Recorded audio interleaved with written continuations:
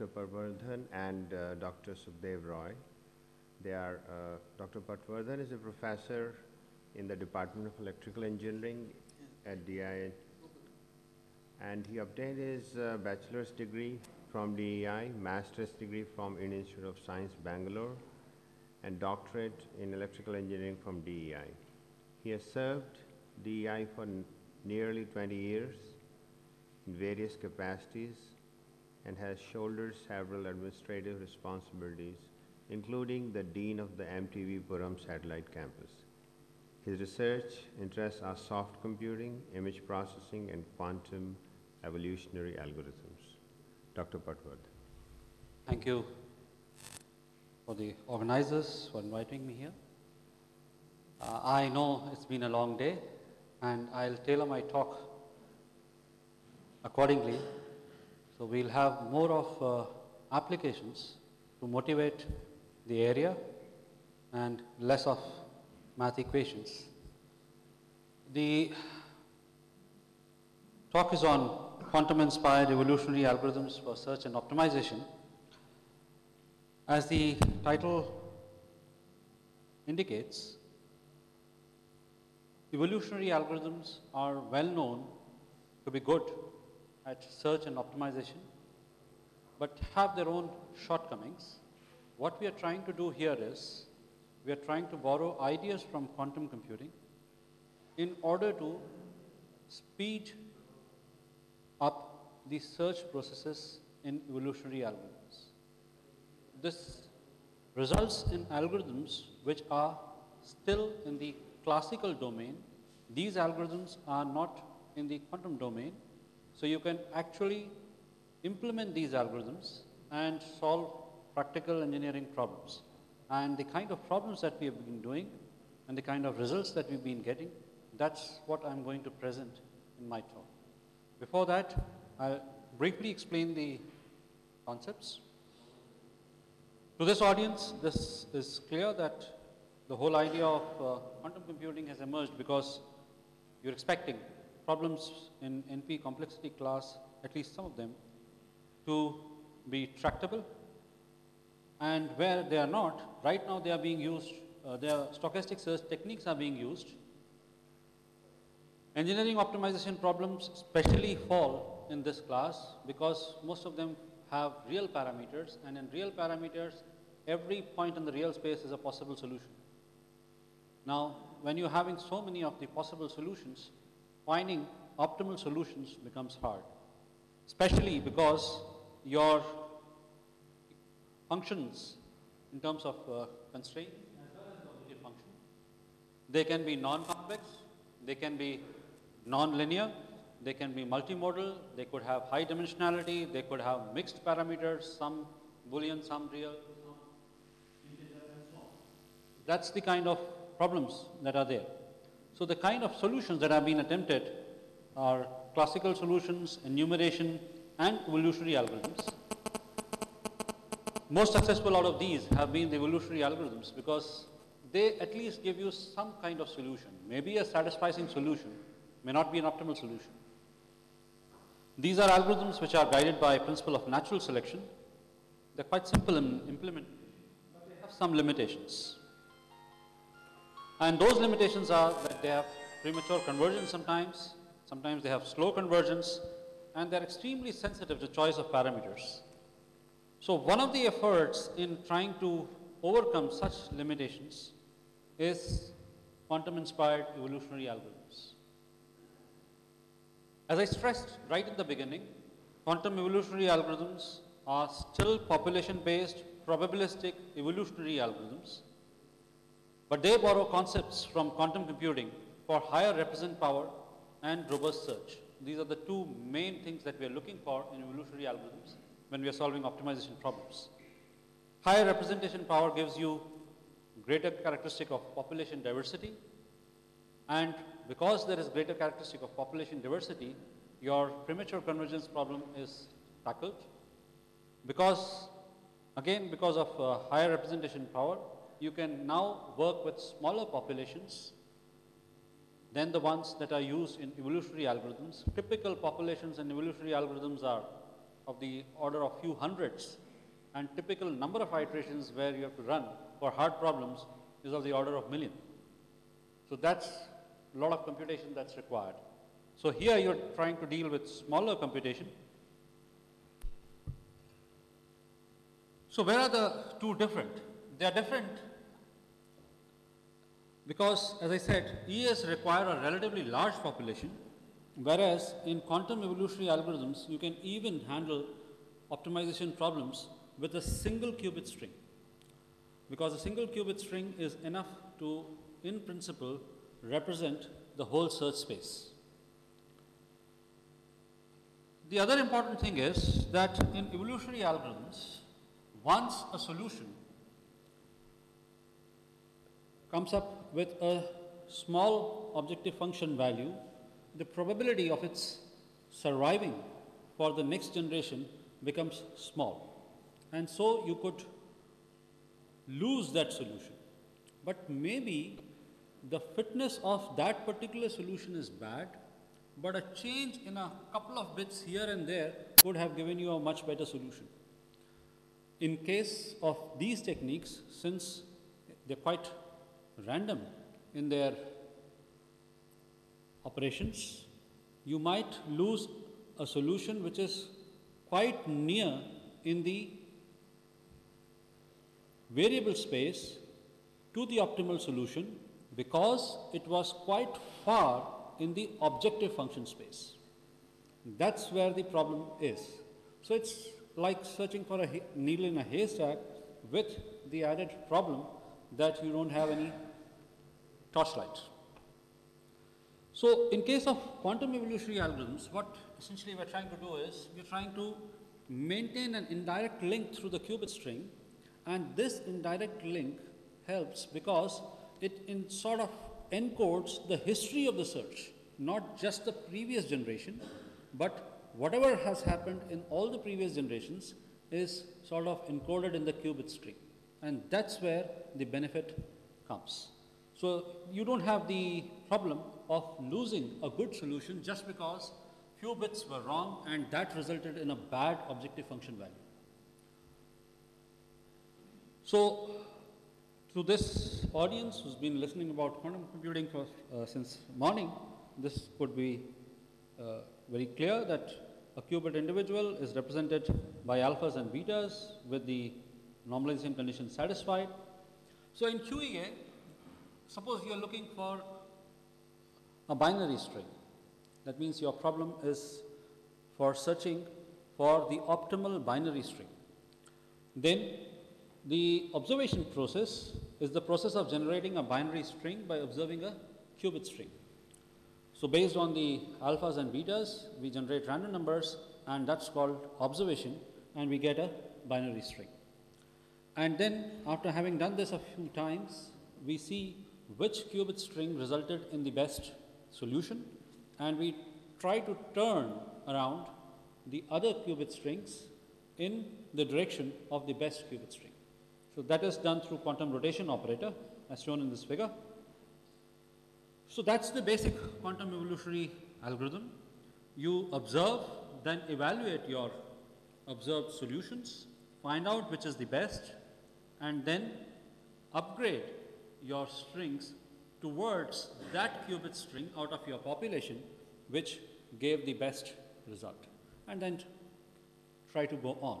This is the basic QEA algorithm, and there are lots of intricate details which I am not describing here, but the basics are covered by this description. So this we tried for the quadratic knapsack problem.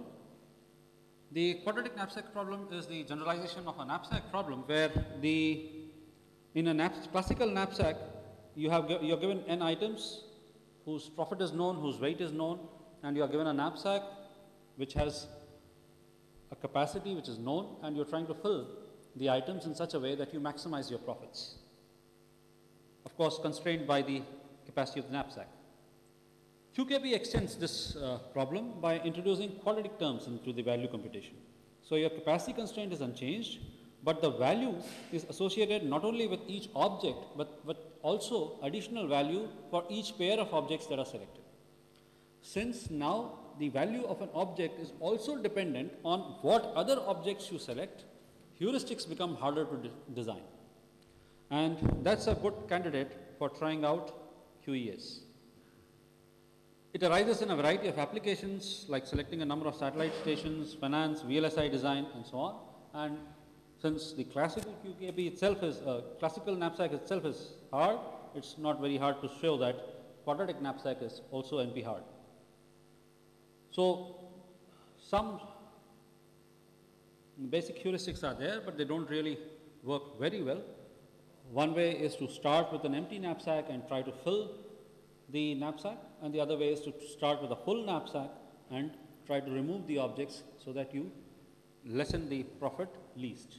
So those are the two kinds of heuristics which are normally called primal and dual heuristics. We designed some operators, neighborhood operators for finding out neighborhood solutions, and also some adjust and repair operations. So that's the basic QEF framework which I showed you earlier, which is embellished now with these operators.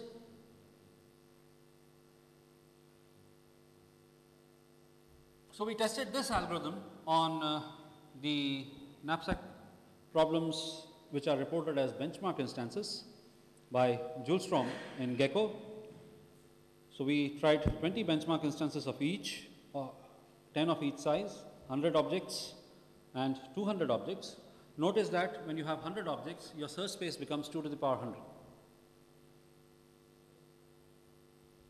And we compared the performance with the evolutionary algorithms which were reported earlier in literature, and our quantum evolutionary algorithm is able to provide to hit the optimal solution almost every time. Only in one particular problem, which was particularly hard to crack in case of 100 objects, it could not for this particular method. Whereas for the 200 problem, again, it gave pretty good hit counts. Same way with 200 object instances, the optimal hits are pretty high. Mean profits are also much better than the greedy evolutionary algorithm and the naive evolutionary algorithm. So it's pretty consistent. Mean profits indicate the consistency with which it comes near the optimal solution. And same happened in case of 200 object instances also. The mean profits are much higher than the greedy and the naive. But the best part comes here in the minimum generations or iterations required to reach the optimal. Because there are two aspects to this: how good a solution you're getting and how fast you're getting to it. Because that will also mean that you'll be able to solve larger problems if you're getting to the optimal solution faster. So propose EA, in most of the time, the operators that we introduced along with the EAs, in the first iteration itself it got the solution. So that's the comparison. Now I illustrate this also on hypergraph coloring problem. This is in the context of algorithm engineering. In algorithm engineering, we are trying to merge ideas from theoretical performance guarantees and practical efficiency. Although these have been considered by the computer science community in isolated ways mostly. Now, algorithm engineering is a field where both communities are being brought together to point out where theory can benefit from practice and vice versa. So the idea is this, that you have an implementation, you perform experiments, you change your design, you do some analysis, then improve your implementation, and the cycle continues. And that hopefully leads to computational algorithms which are also provably good in terms of reaching the solutions. So that's the AE cycle. And that's how practice helps theory. You have a cycle of implementation, experiments, design, and analysis. Basically, the hypergraph is a generalization of a graph, where in a graph, edges are pairs of vertices, whereas hypergraphs have edges which could be any subset of the vertices. So therefore, you, any subset of 2 to the power v could be the set of edges, which makes hypergraphs having many more edges than the ordinary graphs. And what we are looking for is low discrepancy 2 colorings of the hypergraph of arithmetic progressions. In arithmetic progression, the hyper edges are decided by starting the arithmetic progression a plus id from every a with every I and with every d. So you have order n cube hyper edges. And in 2 colorings, the discrepancy is defined as follows. Each vertex is colored with one of the 2 colors. Once the vertices are colored, the discrepancy of an edge is the difference in the number of vertices with the same color. So you have a subset of vertices in one hyperedge. Out of these subset of vertices, some will be colored say red and the others will be colored blue. Now find the difference in these 2 numbers, and that's the discrepancy of this hyperedge. And the discrepancy of a hypergraph is the discrepancy of the edge with maximum discrepancy. The aim is to find a coloring with minimum discrepancy. Now, if you're dealing with n vertices, the number of ways in which you can color is 2 to the power n, and the number of hyperedges in your hypergraph is O(n) cube, and you're looking for the coloring with minimum discrepancy. The problem is again hard because in this example you have discrepancy 1 because you have 2 red dots and 1 green dot in one of the hyperedges. The problem is again very hard because heuristics are very, very hard to define because you don't know, if you change the coloring in one hyperedge, you don't know what's happening with the other hyperedge. So discrepancy problems are notoriously hard, and that is why we selected this for testing our quantum evolutionary algorithm. The good thing is that there's a lot of math background in this problem. Roth proved a lower bound of n to the power 1/4, but then this was disproved by Sarkozy, who also showed an upper bound of n log n to power 1/3. Then this problem was solved once for all by Matusik and Spencer, who showed that the upper bound also is O n to the power 1/4. But the algorithmically fundamental problem of computing a 2 coloring of discrepancy n to the power 1/4 remained unsolved. So this is a good problem to try algorithms because you know what the asymptotic order of the minimum discrepancy is, and the problem has all the structural difficulties which make computation of a low discrepancy coloring hard problem. Therefore, it's a challenging benchmark problem. If you take a probabilistic half-half coloring by flipping a fair coin to decide the color, you can do the analysis and show that the upper bound is n log n to power 1/2. Sarkozy came up with an algorithm where this returned an 2 coloring with discrepancy at most n log n to the power 1/3. So this was for 35 years the algorithm with the best performance in view of the discrepancy of arithmetic progressions. So what we tried to do was, we tried to improve these colorings. We started out with the Sarkozy coloring and saw whether we can improve the colorings any further by using our quantum evolutionary algorithm. And this is how we fared. The blue dots show the random half-half coloring, the green dots show the Sarkozy coloring, and the red dots show the improved colorings that we obtained. And we've tried this up to 3,000 nodes. The important thing that you need to note is that when you're talking about a hypergraph of 3,000 nodes, you're talking about a hypergraph with 27 billion edges, hyperedges. So which is not an easy to handle data structure. Now we have also developed parallel version of this on a cluster of 192 workstations. We are trying this, and the usage of this parallelized code will enable us to extend our experiments to instances with more than 10,000 nodes. That's 10 power 12 hyperedges. So that was both the problems that I illustrated were for search spaces which are consisting of Boolean strings, that means binary strings, 1, 0. We've also implemented quantum evolutionary algorithms for real valued function optimization. And here, the operators have to be changed to deal with the real numbers, and the kind of problems that we have tried, this is the schematic of how the operator works. We move from the probability space to the real solution space using random number generation, and then finding out which way to turn our quantum bit for best results.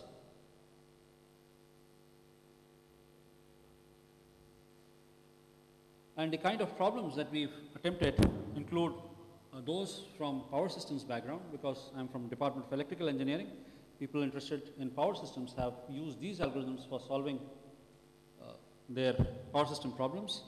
For example, the economic load dispatch problem is to determine the optimal loadings of generators so as to minimize the operating cost while satisfying the various inequality and equality constraints.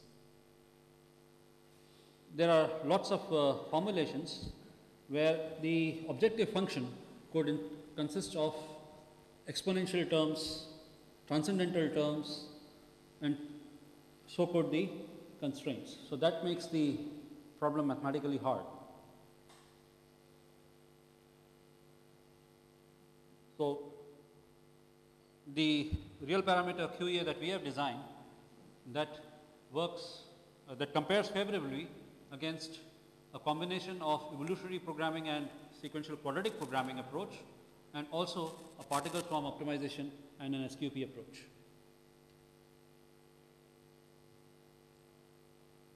These are the results on a 110 generator system. In fact, one PhD thesis has been submitted in 2006 on lots of problems from power systems, including optimal power flow and unit commitment. And this can be referred to for anyone who's interested in working in this area. Now, this has been further extended by including superposition as well as entanglement in designing a new quantum rotation inspired adaptive crossover. This is part of the PhD work of Ashish Mani, who's sitting here in the audience. And here, what we're trying to do is, we're trying to use the second qubit as a feedback in parameter tuning free adaptive quantum inspired algorithm. Again, in the previous implementations, some parameter tuning is required. So now we are trying to get rid of that parameter tuning so that it becomes a more robust search mechanism. So I'm showing some kind of problems that we've done. One is a welded beam problem, where this is the kind of optimization problem that you are trying to solve. There are inequality constraints and also a set of objective functions that you're dealing with. Then compressed air storage tank, where this is a single objective function, but then again there are inequality constraints which have cubic terms, which makes the problem hard. Then this is a speed reducer, where you have inequality constraints and an objective function which is again cubic, and tension compression spring design. And the last problem is Himmelblu's problem, where this kind of optimization problems are hard, where you have interaction between the parameters, like x1 and x2 are together in one term. That makes the optimization problem harder. So we have tried our RQEA on this, and it compares favorably with the other techniques which have been reported in the literature, including a particle swarm optimization.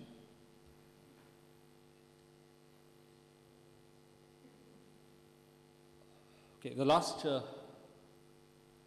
problem that I'm going to show is the problem that I'm doing in collaboration with Kiel, Germany. There is a future ocean cluster there, which is the largest systemic effort worldwide to understand the ocean's role for the Earth system. It's a cooperative network consisting of about 140 scientists, and DFG has funded to the tune of 36 million euro. So this is the paper we just presented 15 days back here in the same hall. And the problem is of parameter optimization of a model of oceanic carbon dioxide uptake. These are staggering statistics. This is the amount of carbon dioxide you have in the atmosphere. This is going in and this is coming out. And this is the amount that's there in the ocean. These are all estimated by the geochemistry guys, so not much is known about that. I don't know much about that. Then they also have come up with a differential equation model, which they call the NPZD model, where they're looking for tracers like nitrogen, phytoplankton, zooplankton, and detritus. And this is a pretty complicated set of differential equations that model the carbon dioxide uptake. And the idea here is that they have been monitoring the ocean for the last 6 years. So they have collected a huge bulk of data on all these parameters and also have a model.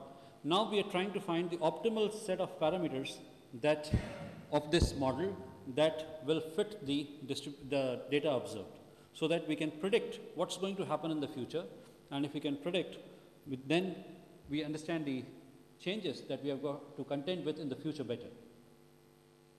For that, we have implemented a parallel quantum evolutionary algorithm. This again runs on their cluster of workstations. This is the general schematic where we use the MPI model, and we're thankful to Professor Adhar for introducing the MPI model while he was there. That's been combined with automatic differentiation or local search, because QA alone is not sufficient to handle this kind of complexity. And the main observations are that wherever we start from, whatever be the set of initial points, we always converge to the same local optimum value, which is several standard deviations away from the measured data. So the conjecture is that we are hitting the global optimum because we are taking a couple of hours of computation time to hit this optimal solution. And there is another group working in England which is taking a couple of weeks of computation time, but yet hitting the same optimal solution. Different ways altogether.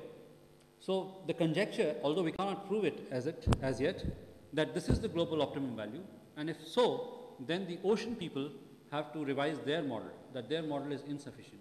So that's how, again, there is an interaction between theory and practice.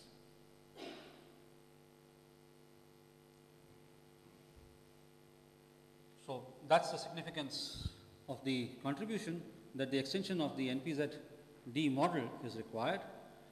We are also now trying to prove through some more math analysis that the optimal solution that we found is indeed global optimal. Work is going on in that regard. Thank you very much for your attention.